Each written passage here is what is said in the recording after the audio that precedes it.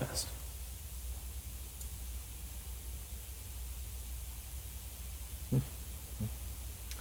I guess I can't stay still for too because it would think, or I would think that I'm not working very well.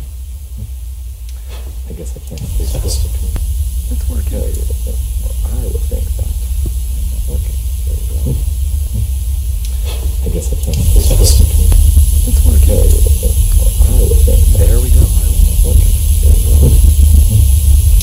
I guess I can't stay still for too. It's working. Because it would think, or I would think that there we go.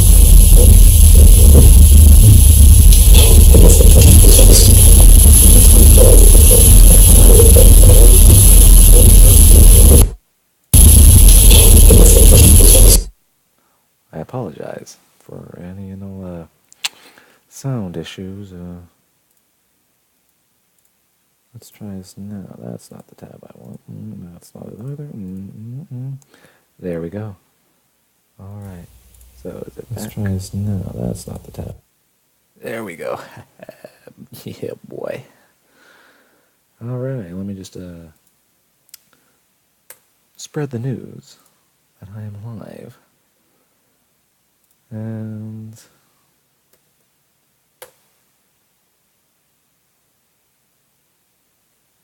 yeah, boy. Alright, stop opening that tab. Jeez, I don't want that. No, I don't want that tab either. This is the tab I want. I got one person. Who's that user? Why don't you say something in the chat so I can see who you are? You know what I'm saying? Thank you. A little frazzled right now, if you couldn't tell. Let's see what else. Oh, I gotta send it on Instagram. You know what I'm saying? Hey, yo, it's Cade. Uno momento, por favor. That's Spanish for give me a second. Copy to clipboard. Instagram. Oh, there's 4 people. Hey, Peter.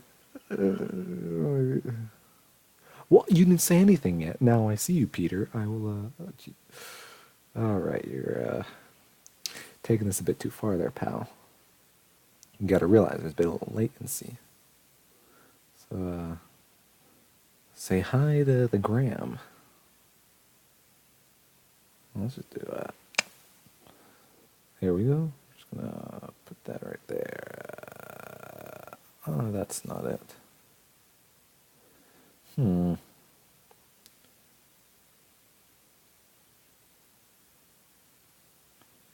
momento, por favor. God, I'm sorry. This took me so long to work, and it's not working anymore.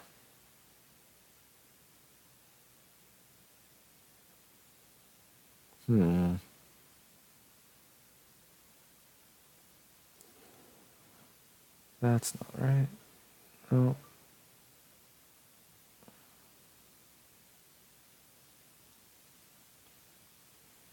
I hope you can click on links on Instagram stories. Guess we'll find out.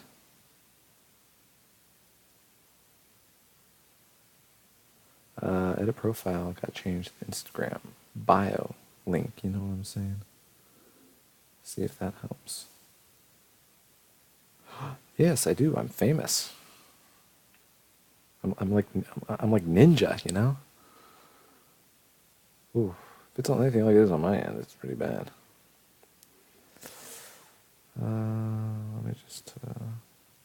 I apologize. Plus, I'm waiting for a little more viewers to start gathering. You know, hopefully, I know they'll gather. Let's be real. So that way we can have enough people to start talking. So.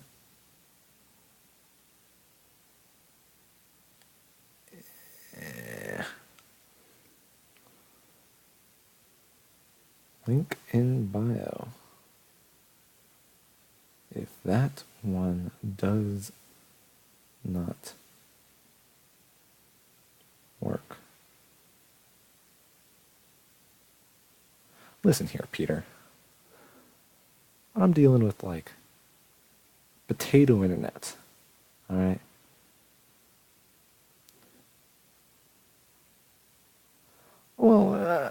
I would suggest at least staying for as long as this, because this is the notebook. This has everything from day one to day last. So I don't know how long that'll last, but I mean, it's ultimately up to you. You can literally leave now if you want, but you're gonna be missing out on some top tier studying. You know what I'm saying? Yeah, boy. All right. All right, 6 people. That's enough. All right, let's. Oh yeah. Don't worry. I won't be talking about Rome. That's quite a shame, unfortunately, because Rome was quite interesting. Yeah, we learned that, like, what is history? You know what I'm saying? History, the past, the study of the past. Antiquarians collect facts from the past and do nothing with it. A little lesson he gave us, you know what I'm saying? Keep glancing over there. Yeah. Ooh, another person joined. Where are we? Crassus, 70 BC. Pompey, Triumvirate. Roman Empire. Decline of the Roman Empire. Medieval world. This is where we start. All right. So I got a little document going here. Because, see, what I have planned for this whole thing is we got this going. We got this for later. We got this for even further later. We got this courtesy of Stephanie, Jackie, Jennifer, Danielle, Louise, Olivia, Annalise, and Paola. And we got this. So, Genghis Khan did not like dogs. Well, thank you. Wait, do we study for paper? Well, I mean, you should study for all of them. Yeah, I guess. But yeah, paper 2 is like, that's the one we're really studying for tomorrow. This is more like a refresher, you know, to like let you know that we have all that stuff. Yeah. Well, it's not just Carolingians, novices. It's more of like everything. It's not as in depth as paper 3, but it's still got a hefty amount of meat, you know.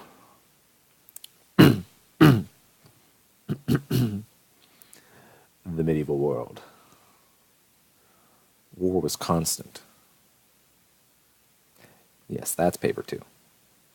Like I said, not as in depth. It's not everything like paper 3. Yeah, I mean, what he wants us to write on is Harun al-Rashid and the Abbasids. But there might be other questions like Renaissance thinkers or something like that, which we'll get to. Like there was the Medici question or Martin Luther. What did Martin Luther, how did his ideas affect the religion of Europe? Something like that. Those kind of questions. So it's not just that.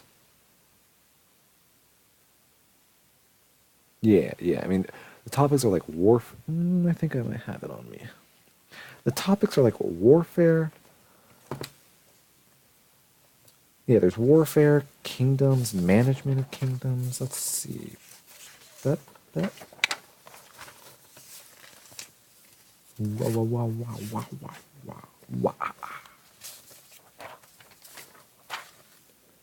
That's not it. That's not it. Oh, wait, no, he kept those, didn't he? Zam.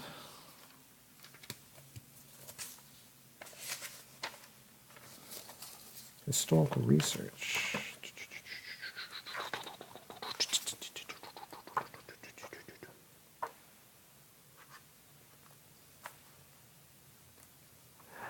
You get the jizz.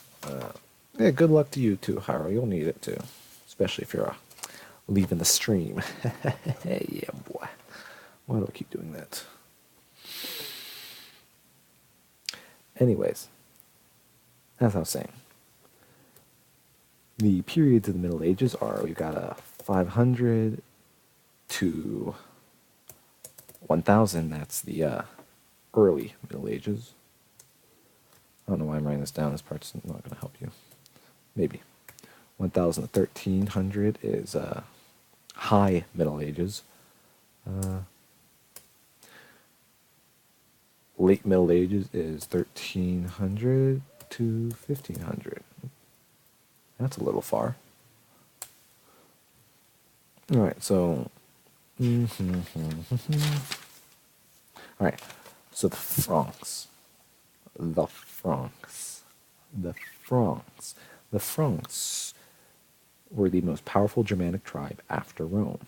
And remember, do not forget Clovis. I doubt there will be a test question on him, but hey, it could help. Because, hey, say you don't want to talk about Charlemagne. Mention the fact of Clovis. Clovis was the first Merovingian king. He ruled from 481 to 511. Which, when we think about, are similar years to Charlemagne, so that could say something. Ooh, 9. Oh. He was a barbarian, so he was not Christian until he converted. He was another one of those battle guys that like, ooh, I'm fighting God. Okay, the two types. Sorry, I'm literally just reading straight from the notes for now because so they're gonna be a little fragmented, but that's just the way we were taught. You know what I'm saying? So we had laymen and clergymen. Laymen are non-church workers. Clergymen are church workers. So these are just the terms I guess you would throw in. Now, clergymen is divided into secular clergy and regular clergy. Now, regular clergy are monks and nuns. Think of it like they live regular lives, you know. They're just monks. Can't be too extravagant. And then there's the secular clergy: priests, bishops, popes, cardinals, lions, tigers, and bears. Oh my! Secular, they are sectioned off from the laymen. Because when you go into a church gathering or something, and you got the laymen are there to pray, and then you got the clergymen, and they're separated, they're sectioned off. The priests, because they can't get all in that, you know what I'm saying? So, anyways, that's not it. There we go. As I was saying. So, this is when Christianity was starting to spread missionaries out into the rest of Europe. Because remember, it was stuck all in Rome, you know? You got the capital of Rome. It's like where St. Peter, St. John, or whatever his name, I don't think you know that, was. And listen, if I want to talk sensual, I can talk sensual. All right? I just talk like that. Listen, if you're getting aroused, that's not my fault. That's your fault.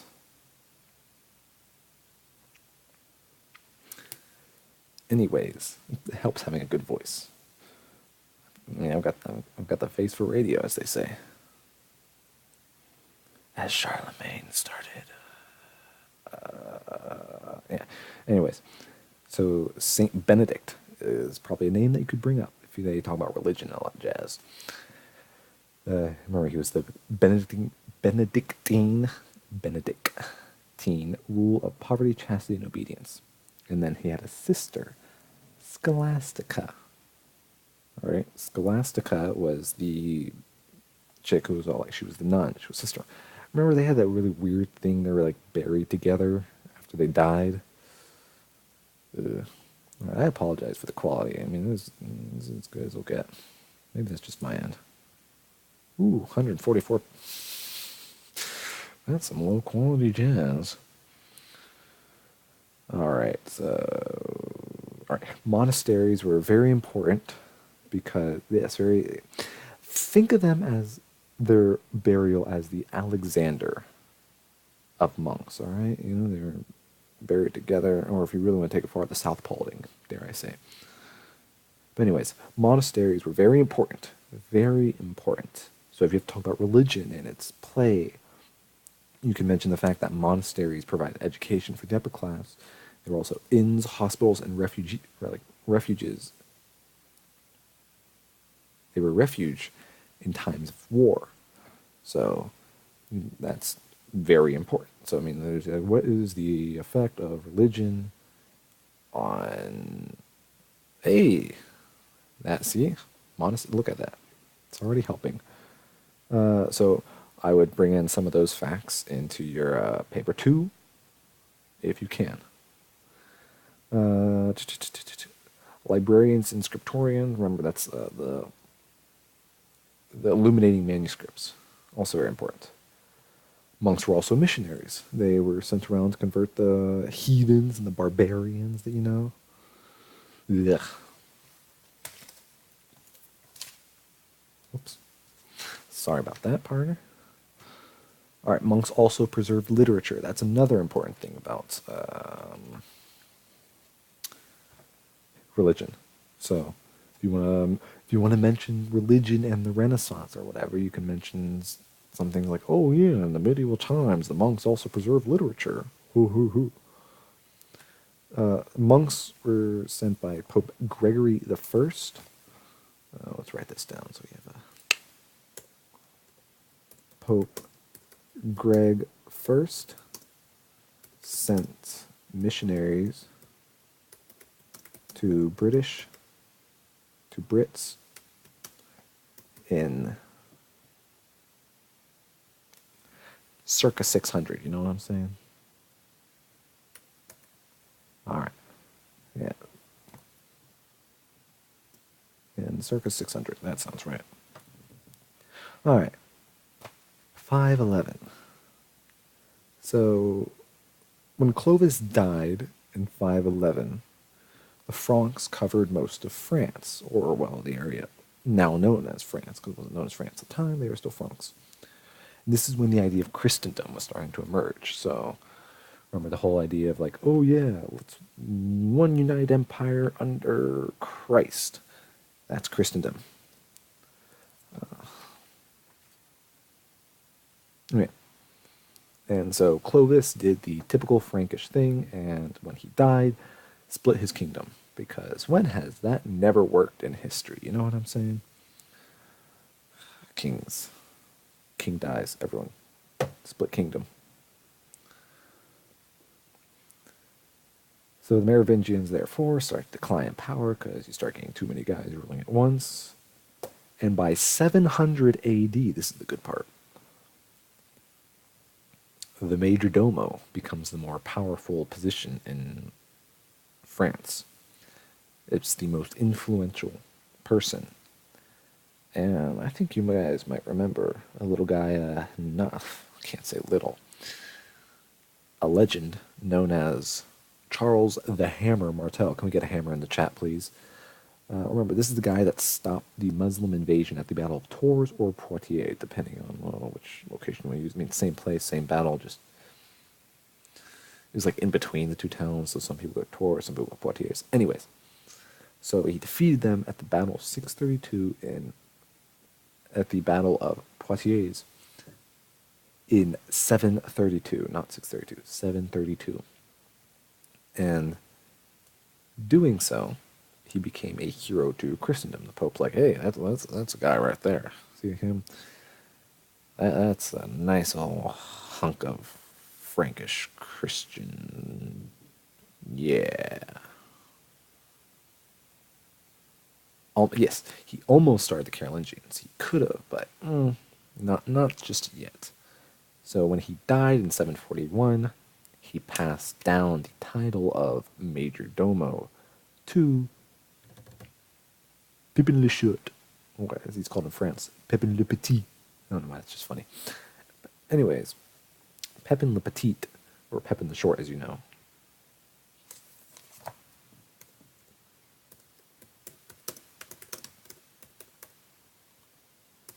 Actually, no, I'm going to put this on lowercase because he's short.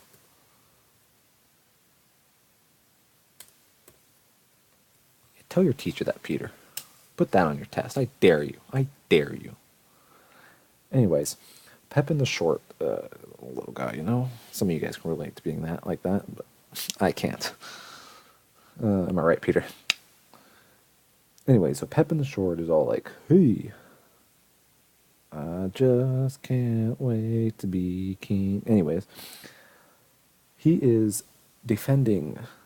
So he's ruling as major domo and all this stuff. And the Pope's like, hey, I need some help. And Peter, you're 5'8", okay? And Pepin's all like, and Pope's like, hey, I need some help over here. These Lombards are coming at me. Lombards. Lombards. You can't even see that. All right, Peter. This is a good Christian chat. This is a Christendom chat. Keep it away. Anyways, and Pepin's like, hey, I got you. I got you.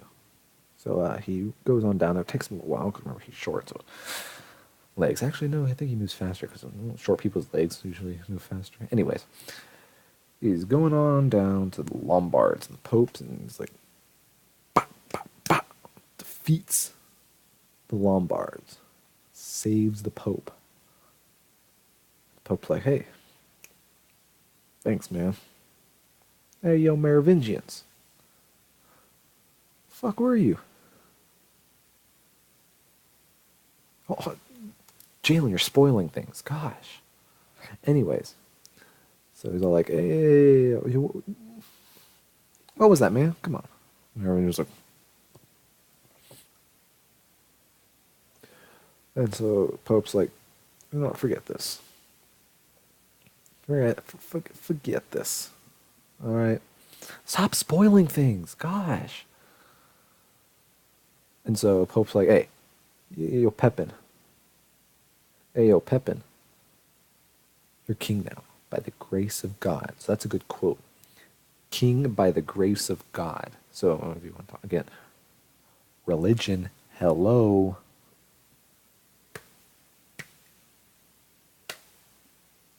Religion, king by the grace of God. So he starts the Carolingian dynasty. And the Carolingian dynasty basically ruled from 751 to 987. They were the top dogs in France, all right? And so I keep losing my place. Basically, they ruled from 7. All right, Carolingian dynasty. And so then Pepin's all like, all right, guys. I'm leaving my kingdom to you two, my boys, my sons, my only sons. There's two of them. Charlem-A, don't forget him, and Charlemagne. Oh, at the time he's known as Charles. Charlem-A and Charles. And Charlem-A dies in 771. Mysteriously.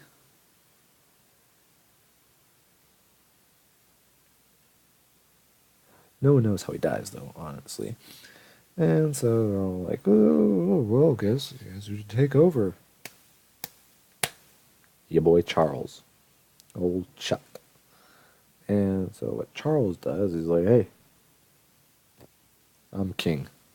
And he's just a really great guy. So great. He's a really great guy. You know, you would love him. He's good people. He's so good people, they call him Charlemagne. Charles the Great. And he rules from 768 to 814. Remember, Charlemagne died in 771. Charlemagne started ruling in 768. And that's because they would share authority. Remember, they were dual rulers because the Franks they have that good old tradition of splitting territory when they die. They could have gone so far. Anyway, so Charlemagne's king of the Franks, and he starts the Carolingian Renaissance. Now, the Carolingian Renaissance is basically like a miniature Renaissance happening entirely within the confines of Frankish kingdom. And what it does is he built schools, standardized currency, encouraged trade, and there was no taxes. No taxes at all. All the money was raised by the king's estate. And so he split his kingdom in a good way this time. Not like, oh, I'm dead. Time to split. He split into counties, each one not governed, each one governed by counts. But his representatives were called the Missi Dominici. They were basically the... Oh, that's a little far. The Missi Dominici. I'll get to what that means later. Not yet, Jalen. Stop. I'm gonna put a spoiler ban on you. Anyways, so the Missi Dominici were all like, "Hey, let's check out everything." So they would be sent to all the different counties, yada yada yada. You know, usual Frankish stuff. All right.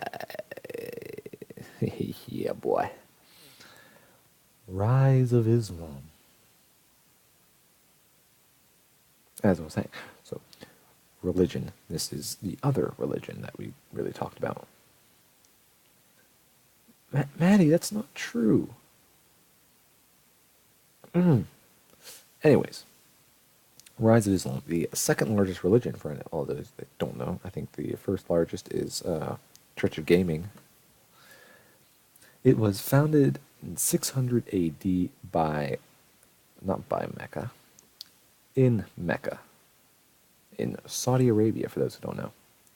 It was founded by your boy Muhammad, also known as the Prophet. Why did I spell it like that? Yes. Oh, yeah. I forgot to mention. The Missi Dominici. One was secular, one was non-secular. So you have one clergyman, remember that? Clergyman, and one government official, like a noble. And they would basically tour. Oh, sorry, say it, peace be upon him. I don't know if I could say that or not.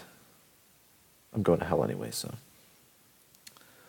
And the holy text of Islam is the Quran.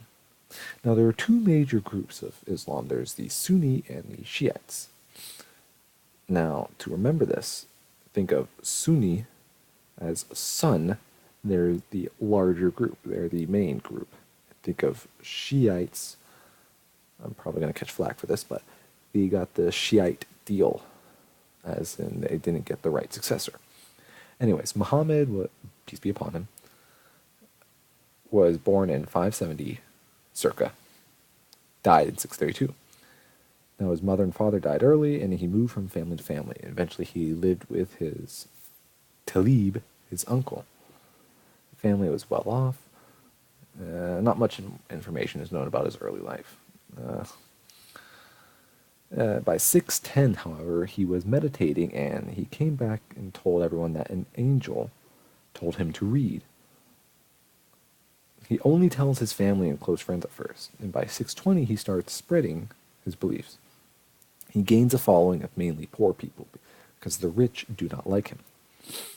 Now, Muhammad is, peace be upon him, is hiding at Abu Bakr's house at night one time, and him and his family are some serious doo-doo, and so they sneak off to Medina in 622. That's when the Muslim year starts. Someone will cite me what that's called, the Fatima, something like that. But that's like the Muslim year. Sorry, I'm adjusting this because my ear hurts. And in Medina, his family, or his following, I guess it's his family, starts to grow. And he thought that the Jews would convert to Islam easily, but they don't. So they get offed. And another thing he tries to do is he tries to change the... I don't know what... This is literally just not going to be used, but I just want to tell you anyways. He tries to change familial tribes into what? One tribe. A religious tribe.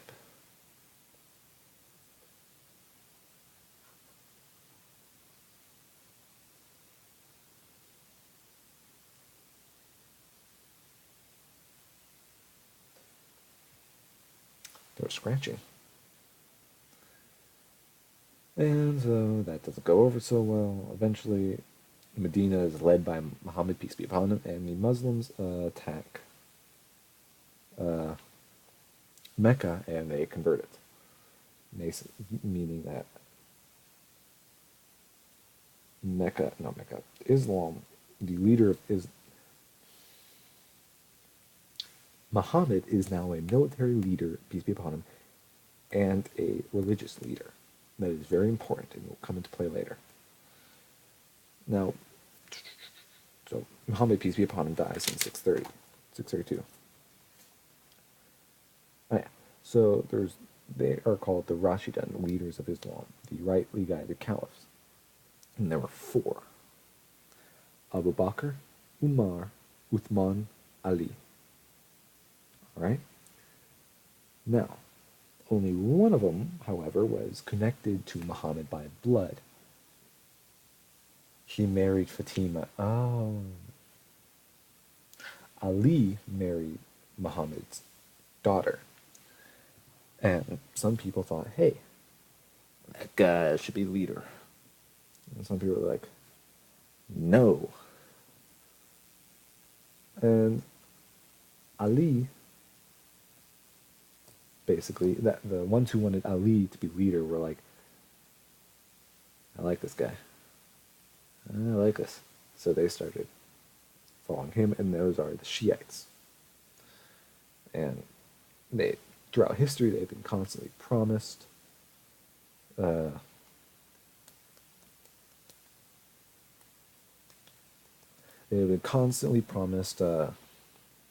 Ali or his descendant will be leader. Yeah, and then they were never promised, therefore they're a Shiite deal. Then after Ali died, the Umayyads took over. And as Islam grew, the Merovingians declined. Parallels. Cinematic parallels. Back to Charlemagne's empire. Yeah, Misi Domini's two-man inspection team. Nobility were also the cavalry, and the cavalry were very important. That's a secret weapon that we'll use later.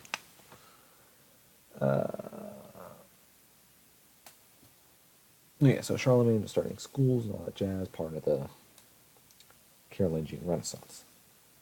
So Aix-la-Chapelle was his capital, and as you guys so rudely spoiled earlier, one day Charlemagne gets a call from the Pope. The Pope's like, "Hey man, let's celebrate Christmas together." You know what I'm saying? Come on down. Charlemagne's like, "Oh, I ain't got nothing better to do." And so it goes down to, I can't read that, Adam. It goes on down to Italy, or Rome, as it was then. Still is, but. And the Pope's like, "Hey, come down the aisle. Ignore all the siege warfare." He's like, "Come on, I don't know about that. I want to check." I think that was used long before Charlemagne. And so the Pope's like, "Hey, ignore all this ceremony stuff. Just come on down the aisle." Charlemagne's like, "All right." So it goes down the aisle. The Pope's like, does a little thing where, like, you kick someone's leg, and they buckle. He did that to the back of Charlemagne's leg, and Charlemagne's like, the Pope's like, "Ha! Surprise, bitch!" And puts the crown on him, and he was crowned not king by the grace of God, that's Pepin. Holy Roman Emperor. On Christmas Day, 625, 800 AD. I'm having a stroke here. And so Charlemagne dies in 814. Can we get an F in the chat, boys, for Charlemagne? Alright, so after Charlemagne dies, he names his child Louis the Pious. As, yeah, sure, you were testing me. I'm already going to be tested enough tomorrow, and the day after, the day after, and the day after, and the week after. Ooh, F for that G. And Louis is now king of the Franks. Louis sucks, though. Louis thought that the title of Holy Roman Emperor was going to be hereditary, but Pope's like, who gave you that idea? Uh, it's always been that. We've always given that title. Yeah, the Pope's the one in charge of that. And he's like, all right, fine by me. Because Louis is very religious, but ineffective. The fact that Louis, which Pope? Pope Stephen. Why did I put an asterisk by it? Let's Google it. Stephen, not Leo. I believe Leo is oft. Well, dead, not oft.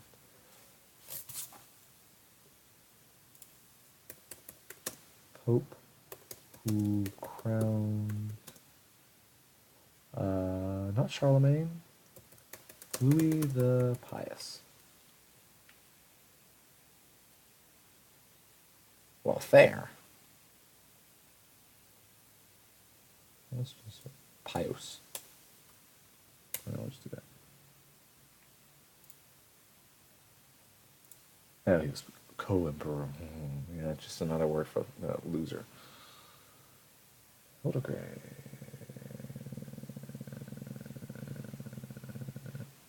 Stephen the Fourth. All right. Stephen the Fourth.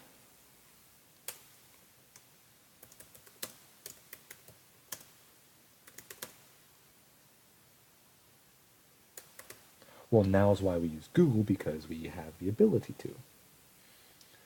Pope Steve IV crowns Lou.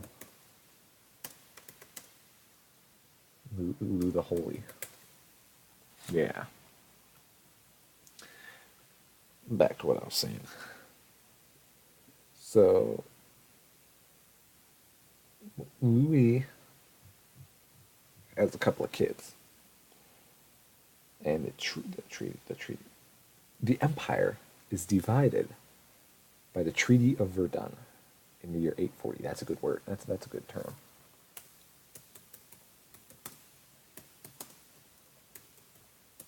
It is what divided the empire up.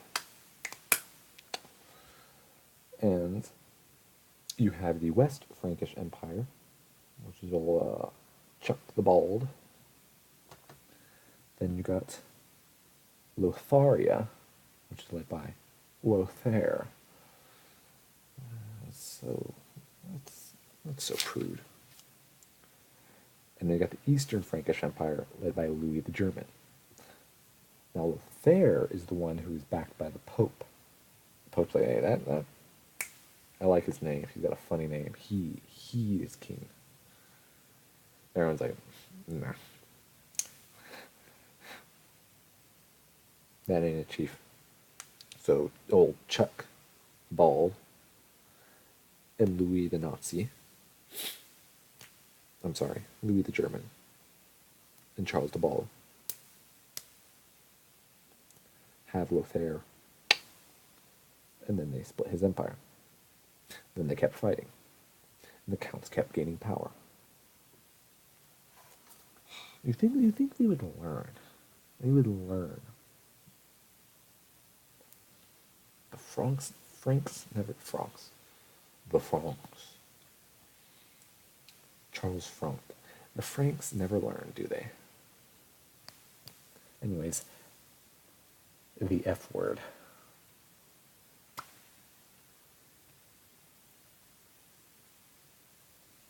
Yes, those are Charlemagne. No, those are not Charlemagne's sons. Those are Louis the Pious' sons. Louis the Pious was Charlemagne's son. Chuck the Bald and Lou the Nazi are Louis the Pious' sons.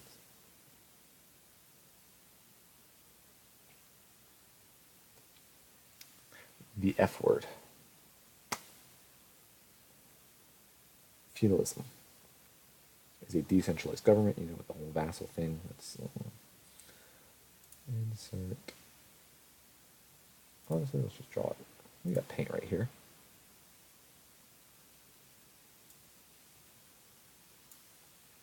Feudalism, what they want you to think it is. Oh, that's Why is the brush so small? Feudalism, you know, oh, that's not it. It's big old square. We have king. This is the IB art skills coming in.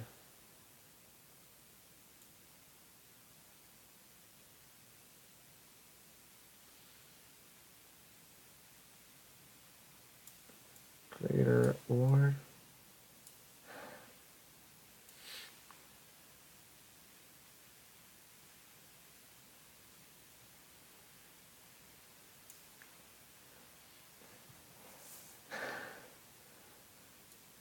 Lord. My Lord.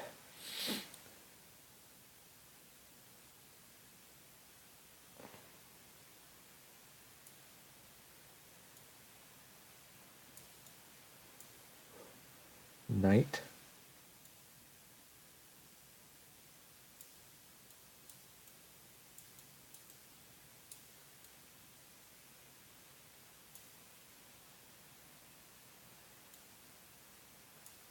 Crying.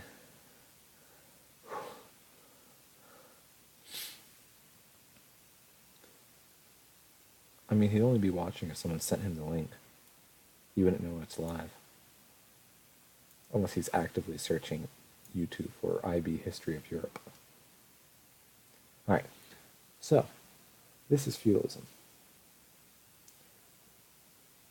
Don't do it.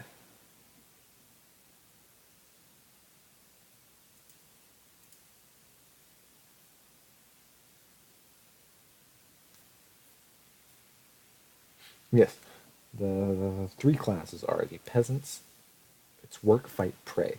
Remember, steal your bitch long bow style.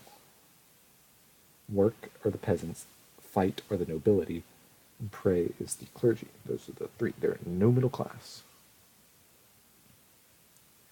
I mean, just remember that feudalism was not implemented by Charlemagne.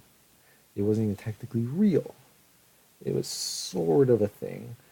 If you want to quote, you just use Cunningham's prompts or whatever. That is, Charlemagne while Charlemagne did not directly institute feudalism, his government structure and organization eventually led to the creation of feudalism in medieval Europe.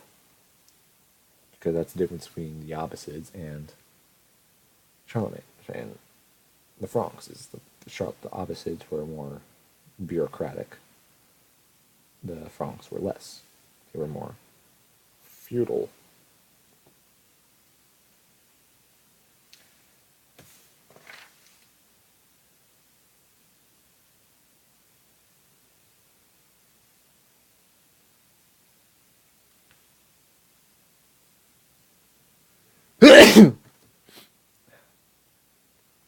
So,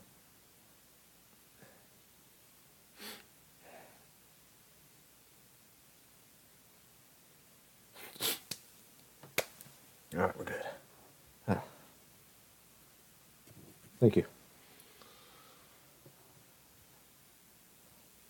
Who was the fiercest Germanic tribe? If you said Vikings, you would be correct. The English called them the Danes. Oh my gosh, why? Why? Yeah, boy. The English called them the Danes. Everyone else called them the Norsemen because, right? No, that's not it. They were from Scandinavia, the penis of Europe, and they were the fiercest. They started attacking around 800.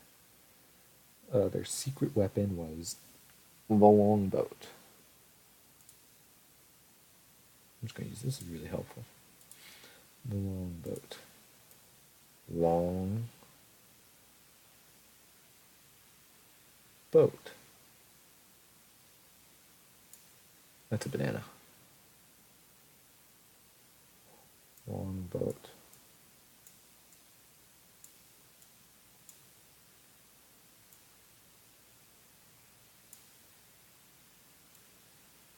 Long boat. Long boat.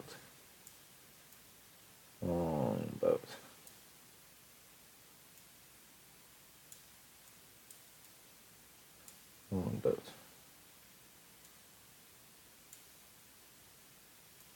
Longboat. There we go. The longboat. It allowed them to maneuver and like sneak in shallow water with oars and sails. That's why it was good, because sails weren't working. Oh, fire up the oars. You want to take a break from the oars? Fire up the sails. Rev up those oars. And they started by attacking the British Isles, because screw the British. And yeah, they're attacking the British Isles pretty often. I only have one note on Vikings. Unless I remember it. They're attacking the British Isles in around 862. This is a side note. The Slavs asked the Viking Rourke the Rus to rule over them, and that's how they got Russia. And some Vikings began to settle northern France, and mix with Frankish culture, creating Norman culture, aka Normandy. Now, Vikings were very, very important to Europe as well as your essays. You know why? Name an external threat faced by the Franks. The Vikings. Easy as that. Because the Vikings would attack the Frankish cities, and they caused Europe to mobilize and build up militarily.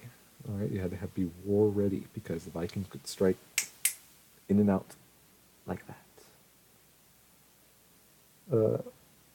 It wasn't until around like 900 when the Viking raids really started to decline. All right, get a little Viking here.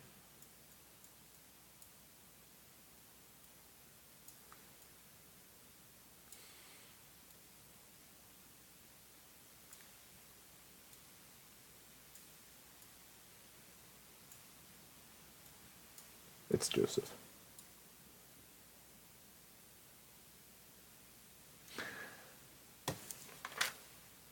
Anyway, so sort of related to the Vikings were the Anglo-Saxons. Now, in the development of England. Now, when you think about it, we didn't really learn that much about England.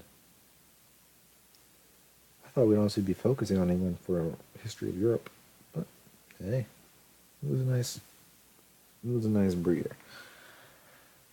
So the Celts were the natives of Britain. All right, they were conquered by Rome, but then Rome left in 400. But during the time, the Celts worshipped Celtic paganism. It was just their local religion. Rome was like, I care. I don't care. I don't give a shit. Just pay your taxes. Celts like, all right. So Celts were able to keep their culture. However, the Celts were not united. Like many European tribes, they were like, unification, psh, we got this. And in 5th and 6th century, Germanic tribes began to move to Britain. You got the Jutes, you got the Angles, you got the Saxons. The Jutes went to Wessex, Angles went to Northumbria, and the Saxons went to East Anglia and Sussex. All right. So here, yeah, I got the British Isles. That's penis.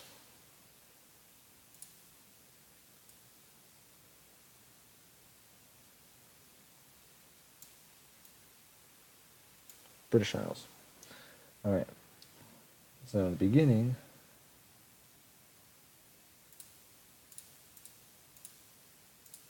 Celts were everywhere. All right, natives. Then you got the actual penis over here, Scandinavia. Hey guys, I'm over here. I'm Scandinavia. And you got everyone coming over. Like, you know what? Let's get on over there. So they start coming over, and the Celts are like, ew, I don't like these guys. So Celts, which are now represented by blue. Oh shit. Celts are now were forced up here, here. They stayed over here. They've been over here. But no one cares. So they're right here and here. And this becomes Wales, and this becomes Scotland. I love how I get a lot of viewers right when I begin my art lessons. Anyways. What's my battery at? 40. Oh, shoot. So, then the Anglo-Saxons start mixing, and you get Anglo-Saxon, hence the name. So they're all right here. Then Vikings. Frickin' Vikings, man. They start coming. No one likes the Vikings. They're chilling out here.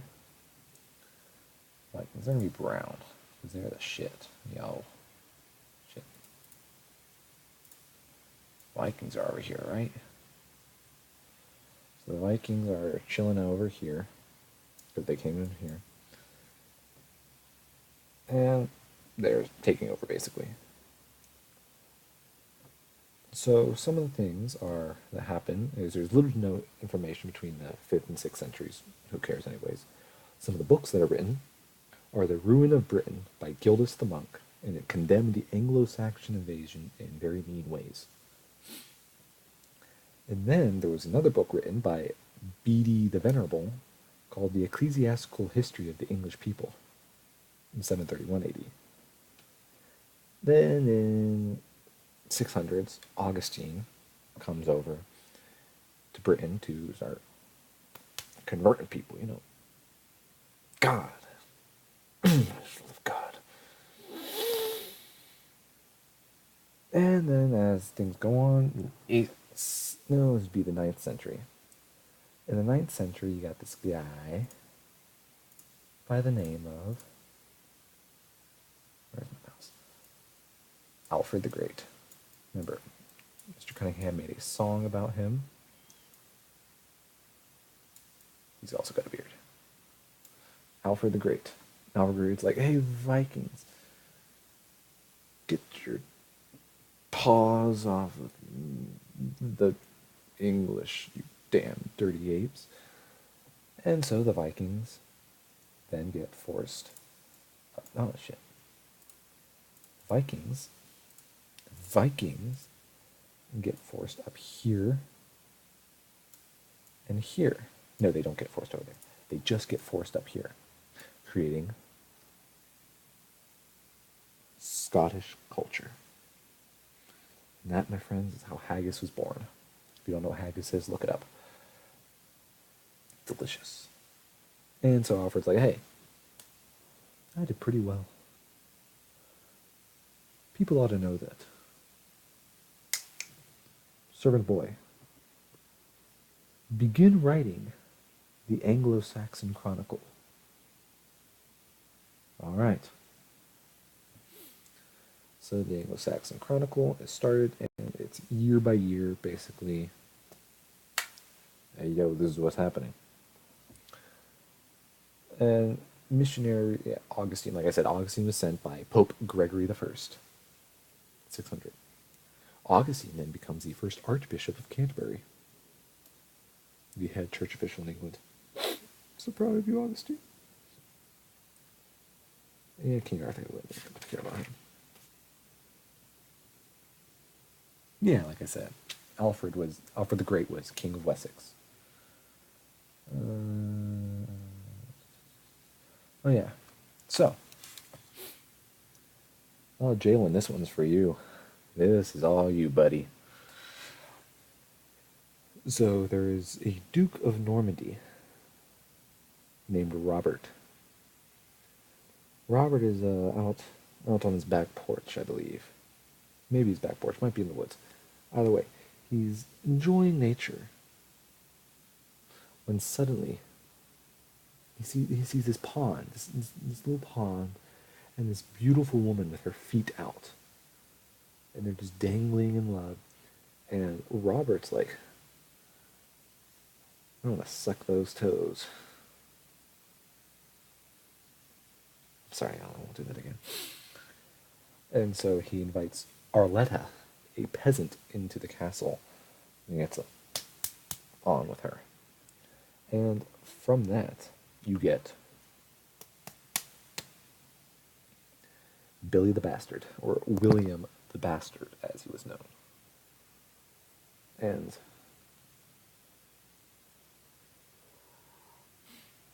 William is friends with this guy named, nope, I never did that, Harold Godwinson. Now, Harold is kidnapped by this buddy boy named Count Wido. Oh, I just lost a bunch of followers for that. Or watchers, viewers. Count Wido. And he is held for ransom. And William's like, hey, I got you, Harold. So he goes on out to rescue Harold. And Harold's like, oh, thank you. Oh, God. He goes out to rescue Harold, and Harold's like, my man, I pledge my loyalty to you.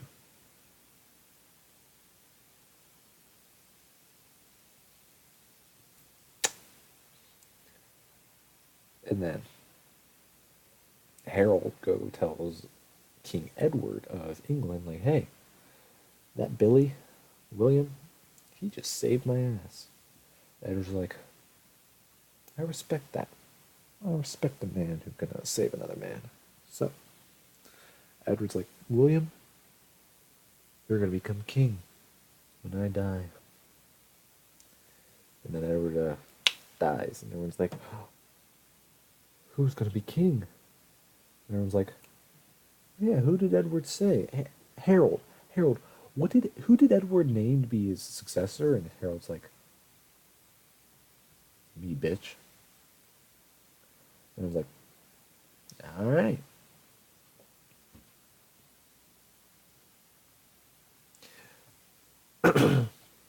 And Harold names is now king.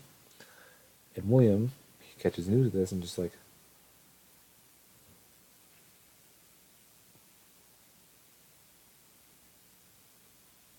are you serious? Are you serious right now?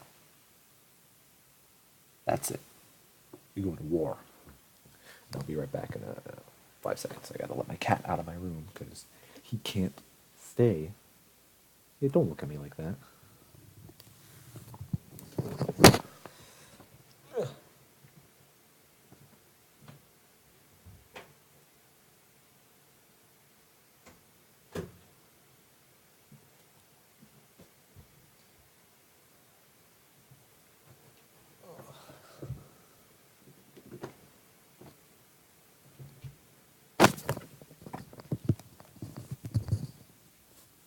I get back to my desk and there's a poorly drawn potato penis.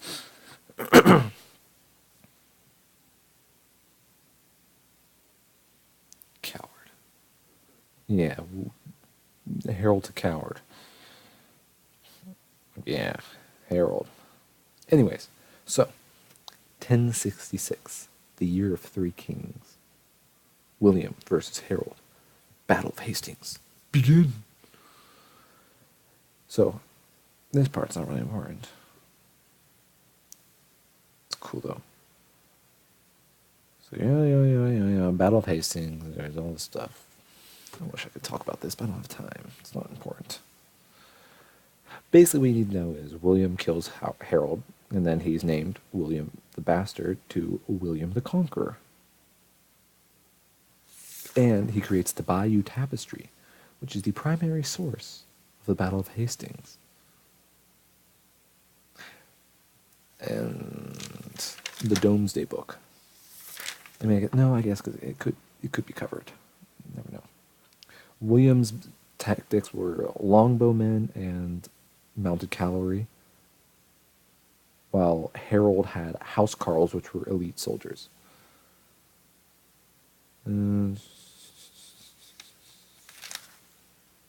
Real shame. Oh, well, during the Protestant Reformation, people tried getting rid of Catholic heroes throughout their countries, and William is dug up and scattered, and a priest saved his femur. Decades later, he is reburied. All right. Back at it again with the Carolingians.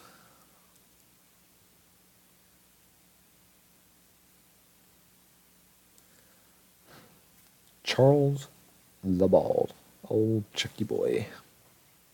840 to 877, he was the Western Frankish king. Then 875 to 877, he was the Holy Roman Emperor. External threats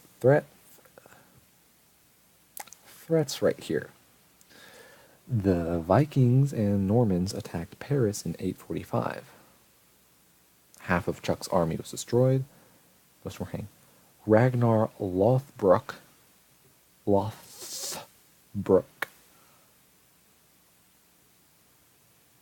was the Viking who led them.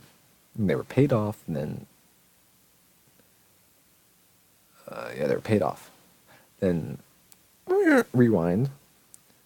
Charlem-A, after hearing about the attack on Dorset, England, was like, "Hey, we got to do something to stop these Vikings."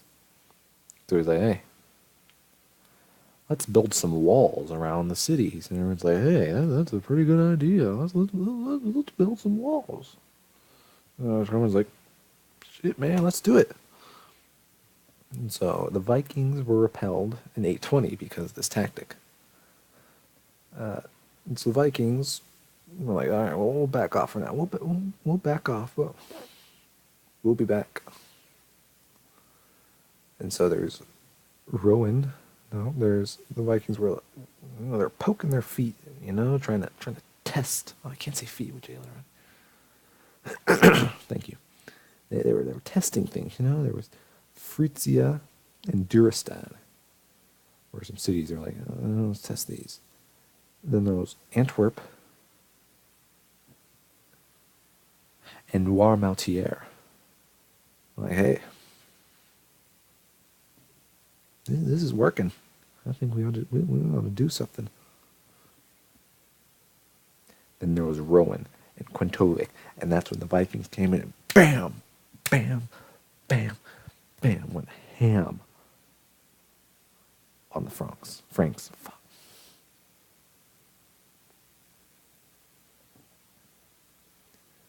And so,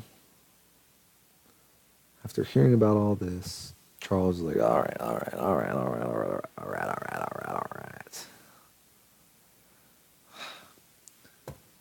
July 864. Edict of Pistray. This is a good thing to remember.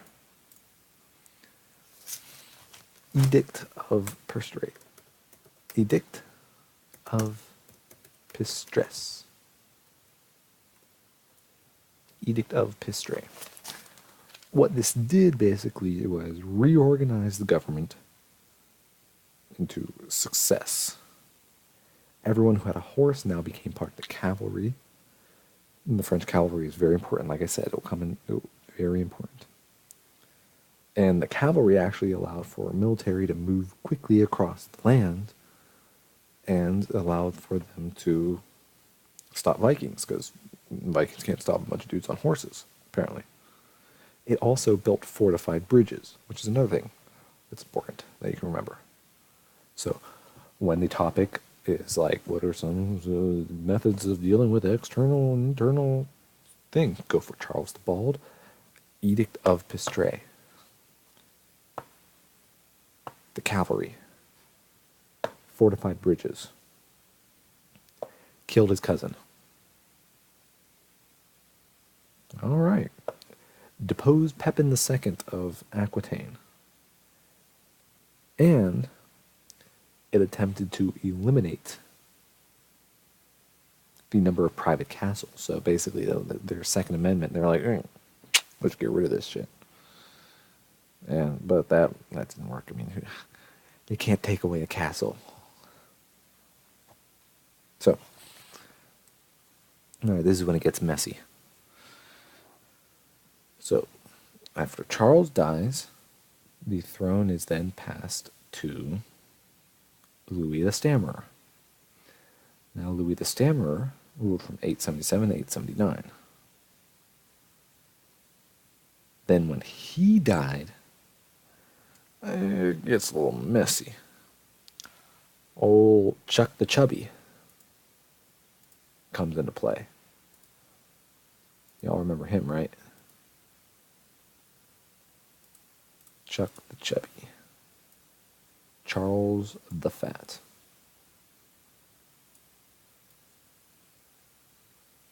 Yeah, oh shoot. Charles the Fat. There.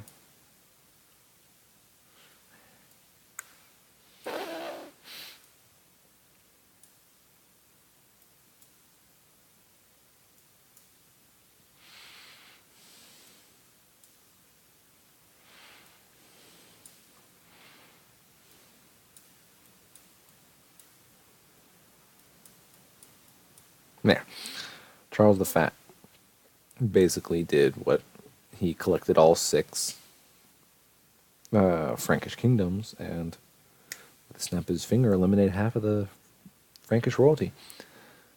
He becomes leader, he becomes Holy Roman Emperor. However, he was not alone, because we also had Louis III of Germany, Louis III of France, Charlem-A II of Aquitaine, and Bozo V of Provence.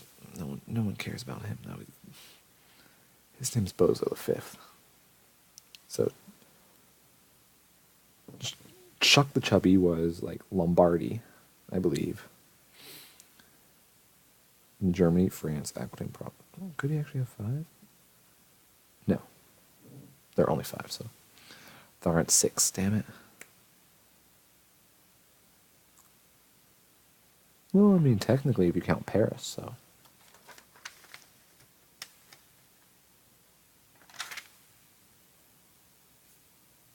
Yeah. There are 6 empires.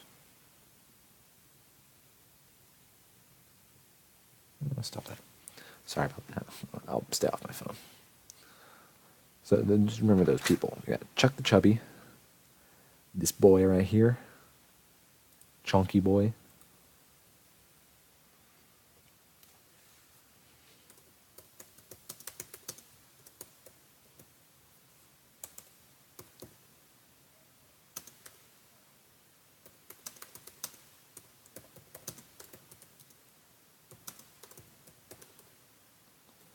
There we go.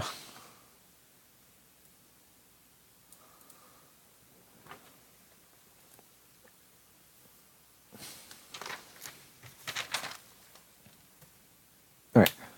So Vikings have once again reached Paris. Oh, I probably shouldn't expose myself like that. Thousands of Vikings. It's a lot of Vikings, all right? And Odo, Count of Paris, was like, hey, we need some help. However, no one's like, oh, we'll get to you. We'll get to you. But luckily, thanks to all Charlemagne the Goat, Paris is walled. And the bridges are fortified, thanks to Charles the Bald. Charles the Bald fortified the bridges. Charles the Bald fortified the bridges. Edict of Pistray. Now, most Vikings were like, forget about it. Forget about it. Somehow we're like, forget that, we'll still siege. And by summer, they attack full force again. And then by October, Chuck the Chunk's army finally reaches Paris. And so the Vikings are like, oh shit, and they dip. And Chuck's like, I don't feel like running. So they let the Vikings relieve. The Vikings flee, they attack Burgundy on the way. Chuck's like, hey, stop that, I'll pay you some money. So they get paid 7,000 livres, that's silver. And the parents are like, this is your king. This is our king. this chonky boy over here that just paid off the Vikings didn't even chase them. How can we trust a guy like this? So, you know what they do? They're like, hey, that Odo guy, he defended Paris. He stood by our side when Chuck left. He would have pursued the Vikings. He's got nice hair. Does he have nice hair? Let's look up a picture of him.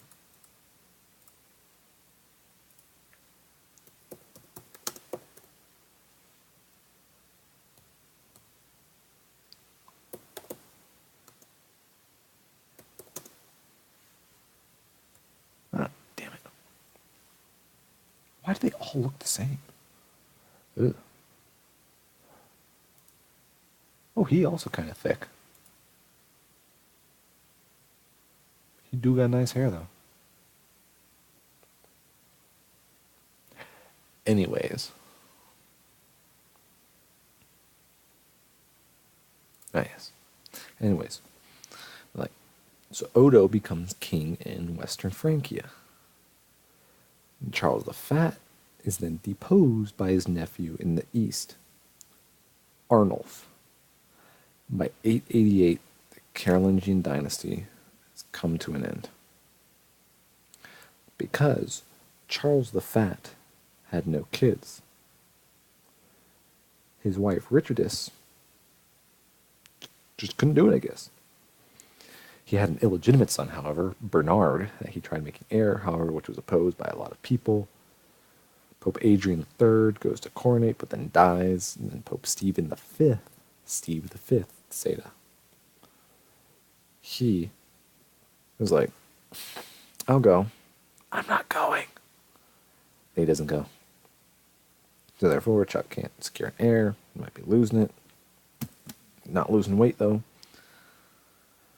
He accuses Richardis of infidelity. She's like, alright, fine, bitch. Test me. And Chuck's like, oh shit, I gotta do that now. So, trial by ordeal, she passes. I just don't think much of this is going to be useful. The investiture controversy. I don't know how Cunningham does this. Give him props. I'm getting tired of this. But no. I'll stick with you if you stick with me. I'm with you to the end of the line, pal. Ooh. Charles the Simple. Do not forget the Treaty of St. Clair-sur-Epte in 911. It granted the Rollo the Viking land from the River Epte to the Channel and creates the country of Brittany.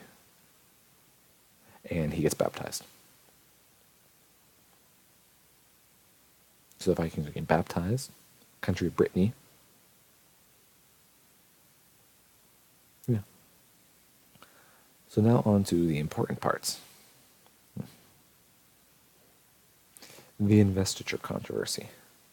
Now, the investiture controversy was 1075 to 1122. Now, Pope Leo IX, that's the guy you gotta remember. I hope I can make it. This is a long session.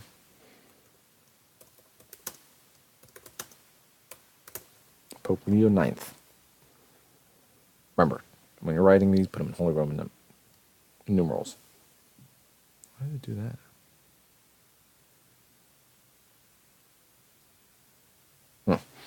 Anyways. Now, simony is the buying and selling of church positions. Investiture is the appointing of local church officials, and clerical marriage is what they think was the cause of gaining a large estate, because everyone would be like, hey, I've got a large estate. And everyone's like, hey, I also got a large estate. I'm sorry. I'm losing it. I'm hungry. I'm tired. I'm thirsty. And I'm on. Yes. 9th. IX.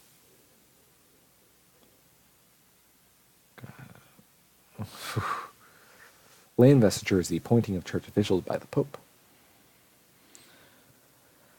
Bishops were becoming vassals while acquiring huge wealth and property. And Pope Leo's like, hey, I can't let this go on. So he decides, hey, clerics, no marriage. Stop that. At the time, Henry IV is Holy Roman Emperor, 1056. At age 6. In Nomine Domini was a book, I'm guessing, written in 1059, or a declaration, that only cardinals can elect the Pope. Dictus Papae says that only Pope can choose to remove bishops.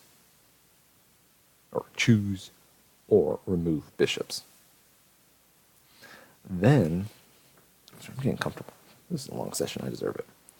Hildebrand becomes Pope Gregory VII.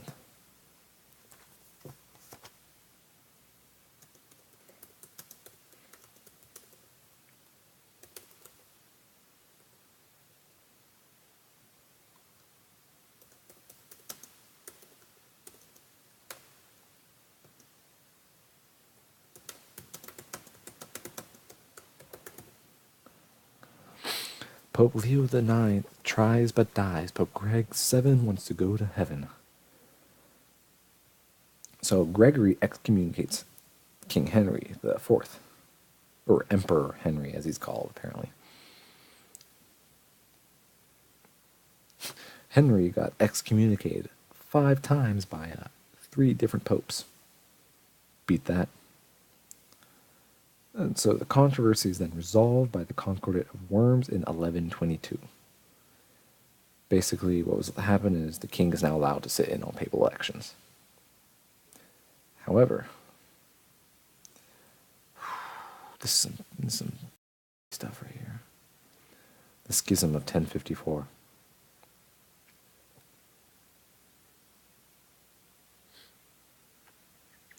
The Roman Catholic Church breaks away from the Eastern Orthodox Church, splitting it right in 2. Only 4 people. Damn. Who else is watching still? Can I get like a message, something in the chat so I can see who's watching? Ooh, 3 people. Hello? Oh yeah, I forget there's a delay. Yeah, so I see who else watching. There's only 4. We got someone back. Who? I want to know who's watching. So that 4th person. Tell me who you are. Let's chill. Let's hang. Like, Cade. Alright, okay. 5. Thank you. I love you too, Cade. Somehow you are making up. You count as 5 viewers. Interesting. 6. Oh, we're getting them back. I wonder if it cut out or something.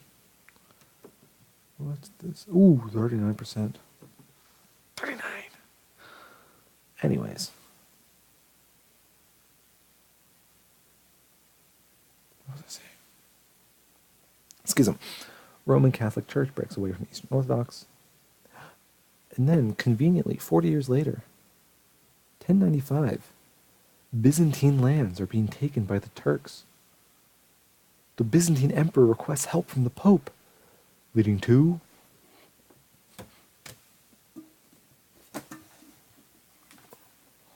the Crusades.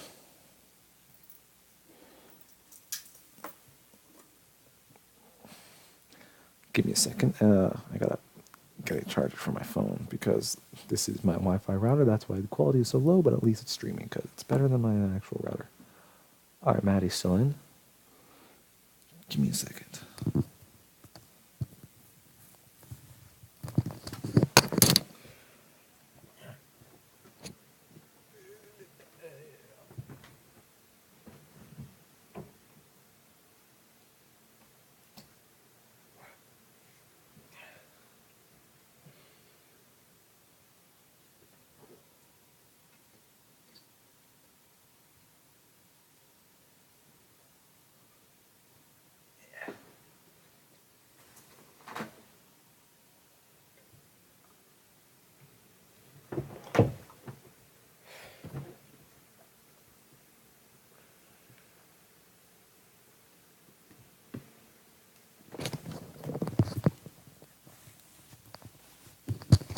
oh boy. I can do this all day. So somehow two people make up for, oh, I bet Peter, probably someone. I feel weird now if that's not Peter. Oh well. Anyway, for no flicking between 5 and 6 viewers, just Kate and Maddie. Looks like there might be only one person who will actually use this stuff. Sorry, Maddie. The Crusades.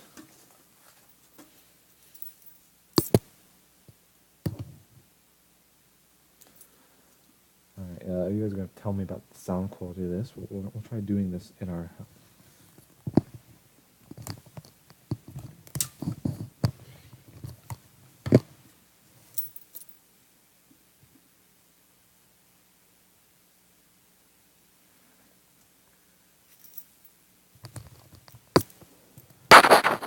Hello? Alright, tell me how this is. Alright. Can't see shit. The Crusades. Pope Urban II called the Council of Clermont, 828 November 1095. This feels really sensual. If you can hear what I hear. Oops, sorry. Oh, shit, sorry. The Peasants' Crusade then happens in 1096. I'm not seeing anything in the chat, so I'm guessing the sound quality is fine.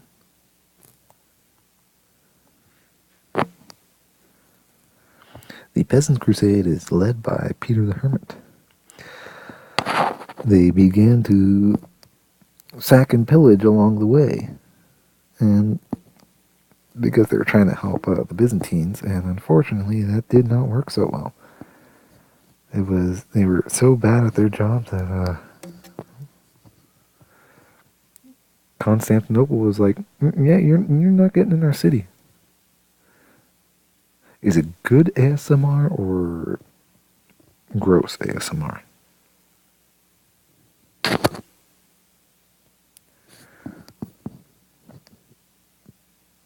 And so, because they were not allowed in the city, they're like, all right, screw this. We're going straight for the Turks, and they get wrecked by the Turks.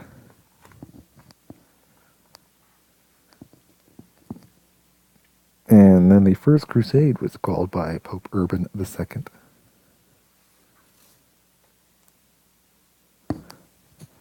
Urban II.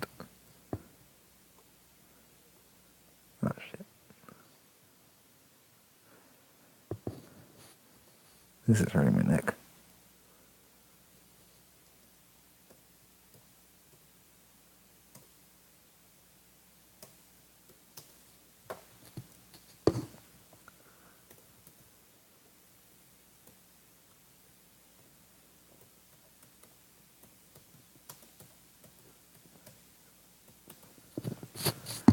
There we go. Sorry. All right, we're taking this off.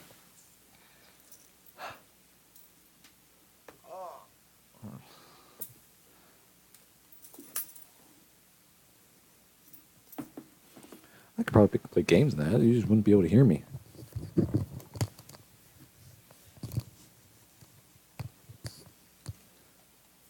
Alright, so Urban 2 Electric Boogaloo. And so Godfrey of Bouillon is the leader of that crusade. However, he captures Jerusalem, and then he's like, you know what? I'm king of Jerusalem now.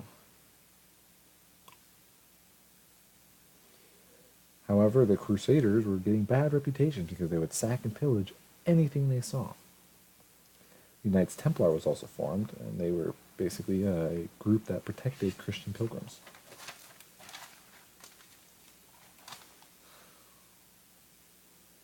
I can't go on. Gotta stay strong.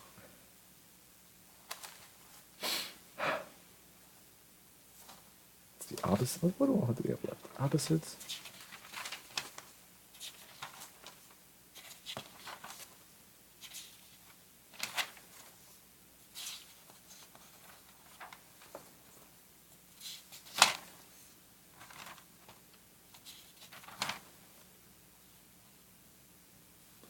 only had those questions, this would make it a lot easier.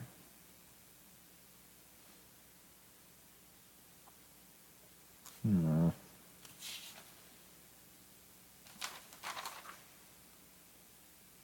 I don't know if we're to talk about the Renaissance tonight or tomorrow night.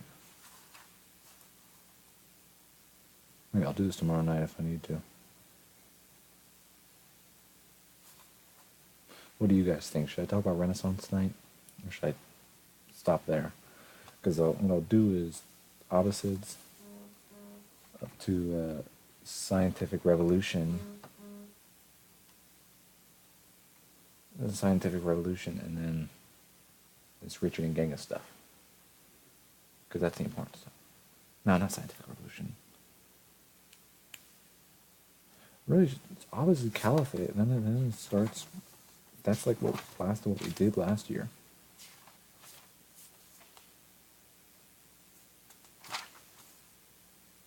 Maybe a little bit of England.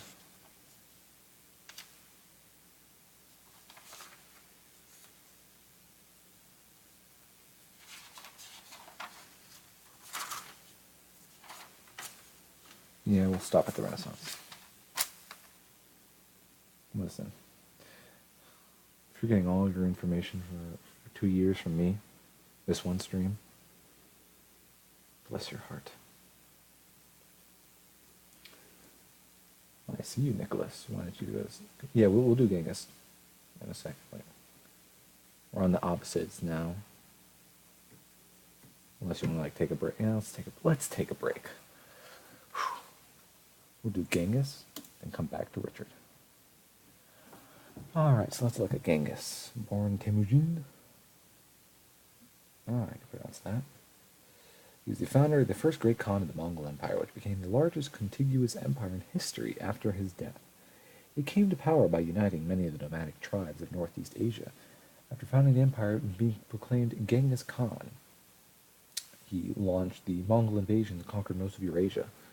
Campaigns initiated in his lifetime include against those against Kara, Kitay, Caucasus, Khwarezmian, and Western Jia and Jin dynasty. These campaigns were often accompanied by large-scale massacres of civilian populations, especially in the Khwarezmian and Western Jia controlled lands. So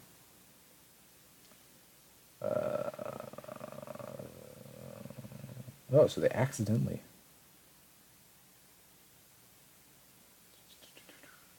I probably should have read this beforehand.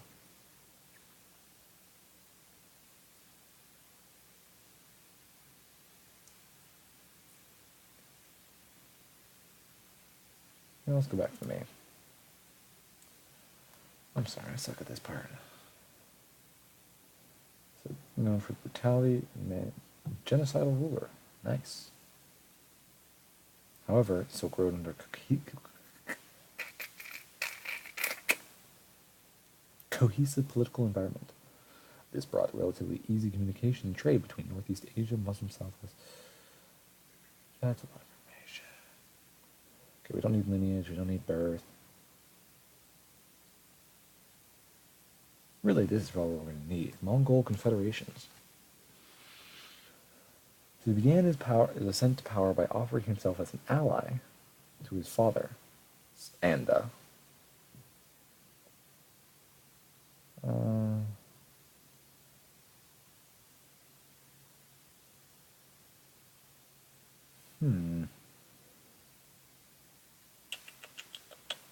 See, what I have in my notes for Genghis is very little. Very, very little. Grew up nobody. Close friends with future nemesis. United Mongolian tribes by 50 years old.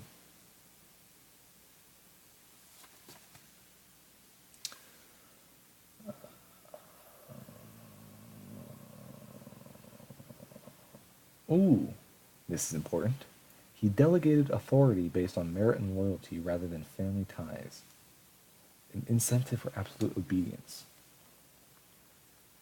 He promised civilians and soldiers wealth from future war spoils, and when he defeated rival tribes, he did not drive away soldiers and abandon civilians. Instead, he took the conquered tribe under his protection and integrated its members into his own tribe.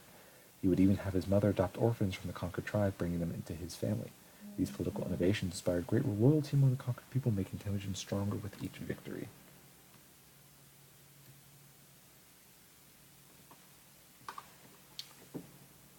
So yeah, that's pretty important. So I guess you can mention that. How he consolidated power was having his mother adopt orphans, making them his family, and integrating the members into his own tribe. Sole ruler of the Mongol plains.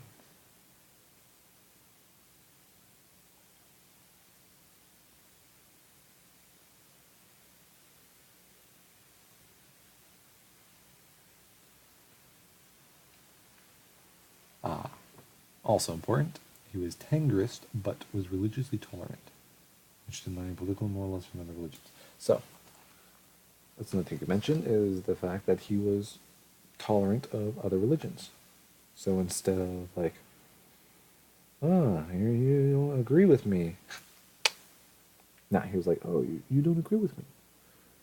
Do share. You can tell I'm losing it. I'm thirsty and hungry. I want to be chewed. Anyways, stay strong. Stay strong.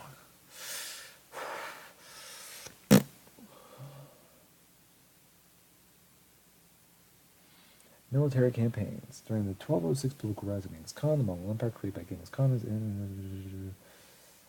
Genghis Khan organized his people, army, and his state to first prepare for war with Western Xia, which was close to Mongolian lands. He correctly believed that there was more powerful than gold. 1211, after the conquest of Xia, Genghis Khan planned to conquer the Qin dynasty. Wanyan Jujin, the field commander of the Jin army, made a tactical mistake in not attacking the Mongols at the first opportunity. Instead, the Jin commander sent a messenger to the Mongol side who defected and told the... I'm sorry, that's like, like, hey, well, let's go tell him hi. I was like, all right, fuck those guys. I'm with you guys now. Jesus, massacred hundreds of thousands of Jin troops. They besieged, captured, and sacked the Jin capital Zhongdu. This forced the Jin ruler to move his capital south, abandoning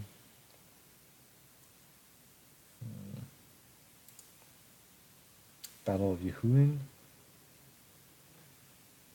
Let's see if it talks about massacres. Ooh, he's assassinated by one of his generals.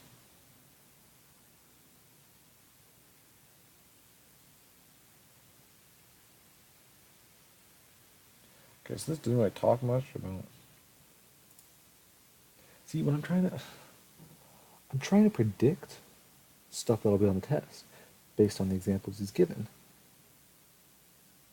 And based on all the examples we've had, they seem to be focused on specific battles. So for part D or whatever it is, the essay we have to write for paper 1, what I'm thinking you have to do is be able to compare it to other battles, or hit other methods of consolidating power. I can't pronounce half these words.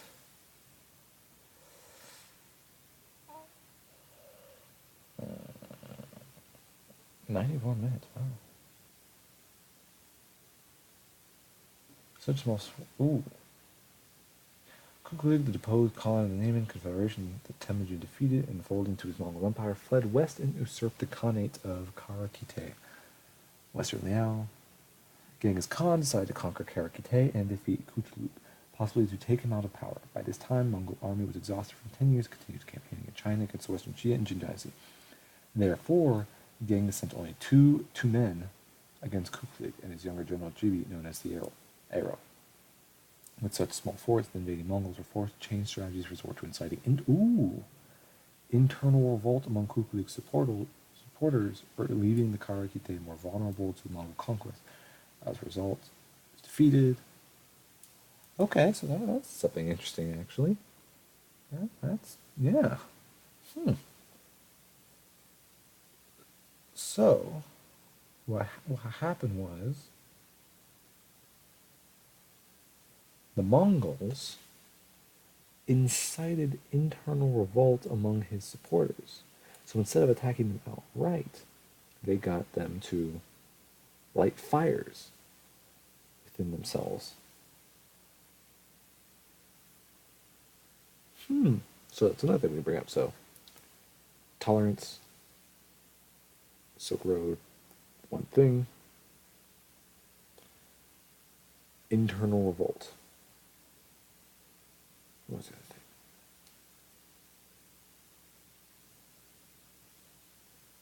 thing? Yeah, that stuff you'll remember.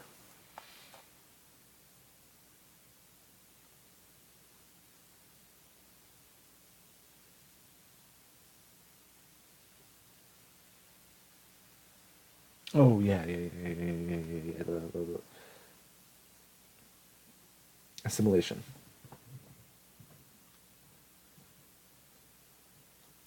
Oh, in a moment.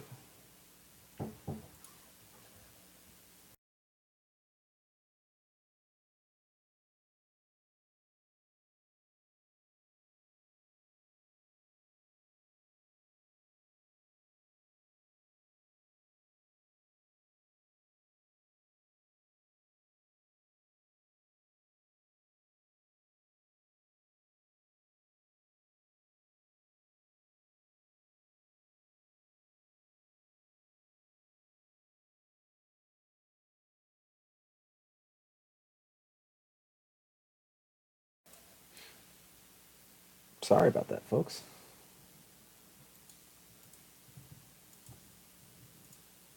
Had to work some things out, you know what I'm saying? Oh my god, now the cat's in the room. Hey, you're just gonna have to tough it out.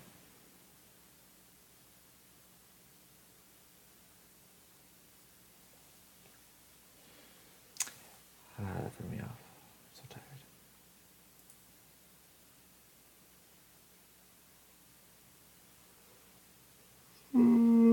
There's a lot of battles. Probably just have to call it quits tonight. I hope y'all were studying on your own, because I didn't cover everything.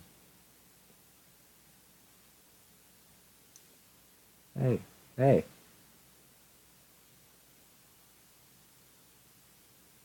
Looks like a mongoose.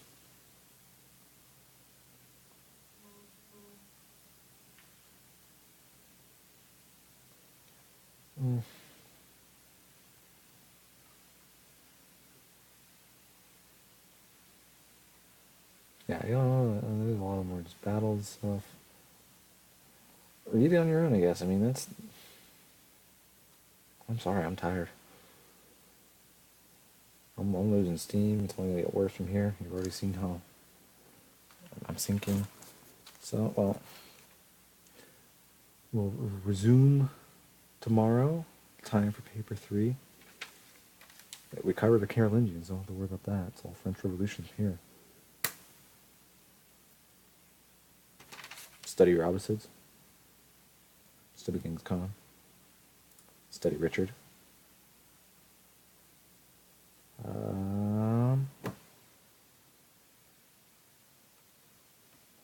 That's really all.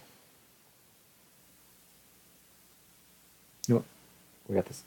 Speed the opposites. All right. I'm just gonna read my notes. All right.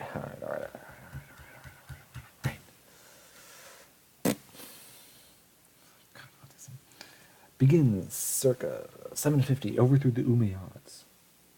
Al-Safa was the first caliph of the Abbasids, 750 to 754, the Abbasid Revolution, 750 to 751. It overthrew the Umayyad Caliphate, which was 661 to 650. Battle of Talas solidified the Abbasid rule. The Abbasids were very expansionistic. They had difficulty in governing. Is this Umayyads or Umayyads? Abbasids. Shiite opposition, remember, because they're Sunni majority. All right, why am I doing this? Sorry.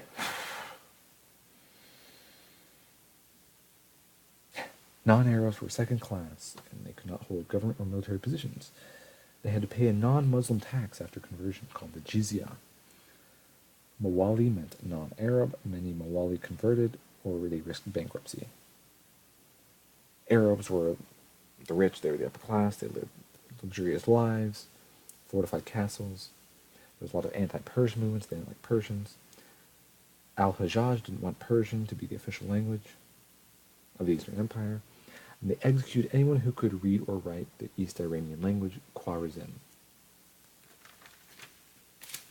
Intermarriage was not allowed between Arab men or Arab females and non-Arab men. The Third Muslim Civil War, about 744 to 747. Shiites had been politically opposed to Umayyad rule. I feel like Cunningham. I'm just zooming through the Umayyads, Abbasids. Alright, so Shiites had been politically opposed to Umayyad rule from the start. They were looking for a way to beat them. And so the Abbasids were trying to rise up, and they're like, hey, yeah, well, sure. The Ali guy can lead. Yeah. And they imply that they wanted a relative Muhammad, peace be upon him, but he was not. Umayyads began to conquer Byzantine lands. They adopted many political processes, and that's what the Abbasids used against them. Because they're like, hey, you're using other cultures. So the Umayyads were like, oh, no, we're not. Third Muslim Civil War was the third fitna that led to the fall of Umayyads. The Abbasids used anti-Arab sentiment. Zoroastrians were just not allowed. Temples were destroyed, but some were okay. Abbasid Revolution. Secondary interpretation. Oh yeah, there's different ways of thinking about it. The Abbasid Caliphate. Paper. Paper was founded by the Chinese. The Chinese didn't like sharing that idea, and then the Abbasids fought them in a battle, and they conquered a paper mill, and that's how they got paper and the bureaucracy. Stop pacing. Stop chewing on that. It's not food. It's a box. Cats, am I right?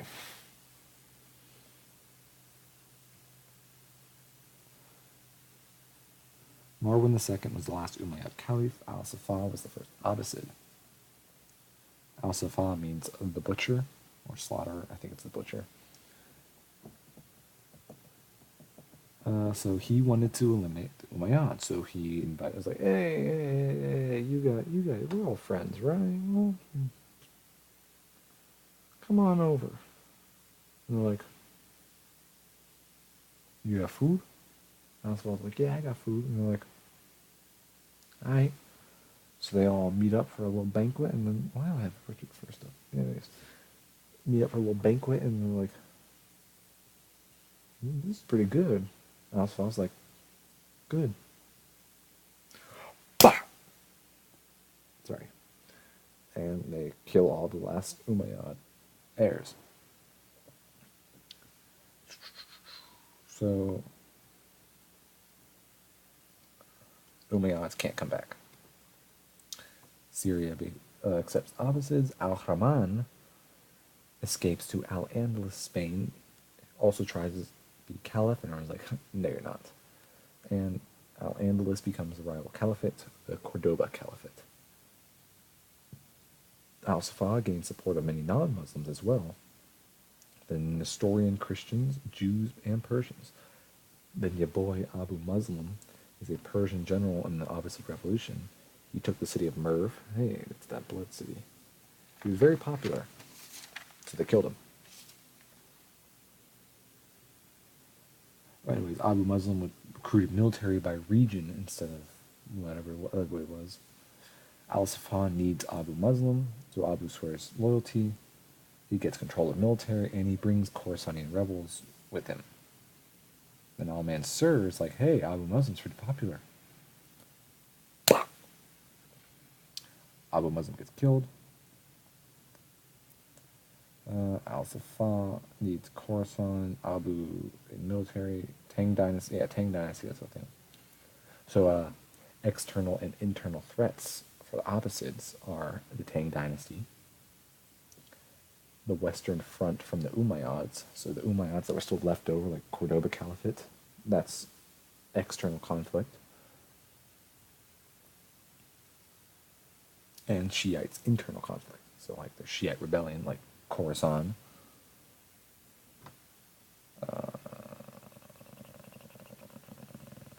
Al-Safan moves capital from Damascus to Kufa. Al-Mansur has Baghdad built, then moves the capital to Baghdad. Khalid, the rapper, helps. He becomes Vizier, which is the prime minister. That's the start of the Barmakids.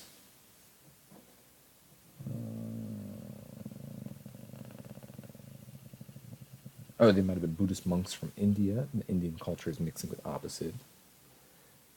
The scholars and doctors all invited to Baghdad, as well as the paper mills. Like I said, paper allows for bureaucracy. The Battle of Talas. Paper is very important. Persian culture is also mixed in a little.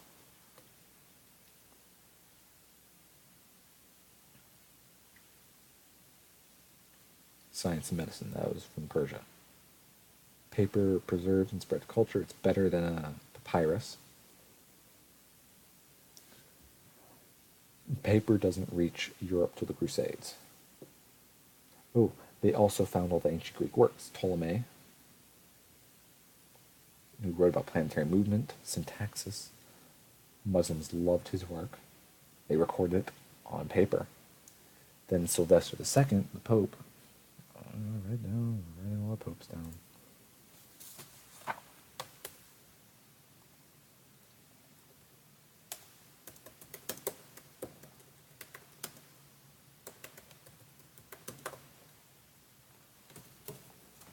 The second, be mathematical pope, brings the abacus and Arabic numerals to Europe.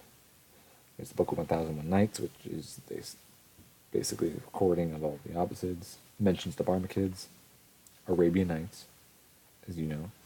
Al-Safad dies. That's all I have. And that's all I got. To all my fellow IB people, of course it's buffering now, sorry. All my fellow IB people, I'll see you tomorrow.